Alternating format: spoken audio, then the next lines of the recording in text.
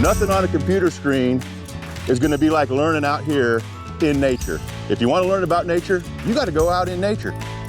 I critically understand the importance of environmental education and the impact that it has on our students. The RCD is an amazing asset to help us bring environmental education to life here in Solano County.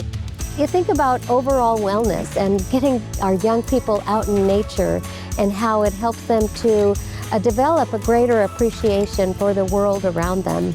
And we have beautiful resources here in Solano County. RCD is helping bring those resources to life for young people and helping them to develop their self-esteem, collaboration, leadership skills, and developing themselves as whole beings.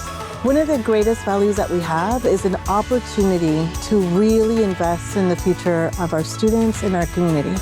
We do that by bringing people together, and we can see it when the children, our third graders and our sixth graders, are actually able to experience being out here in nature and what that means to their future.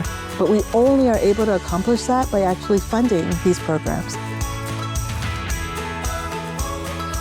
We've got students out here collecting meaningful data sets that are scientifically rigorous that can be used to manage these streams.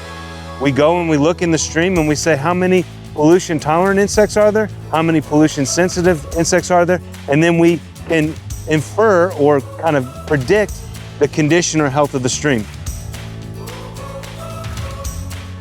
It's incumbent on us to find a way to make sure that this continues, because eventually they're going to be the leaders in our community. We're not stewards just of nature. We're stewards of the future, and those kids are our future. And we need to make sure that programs like this continue, and we want them to have that commitment to their future.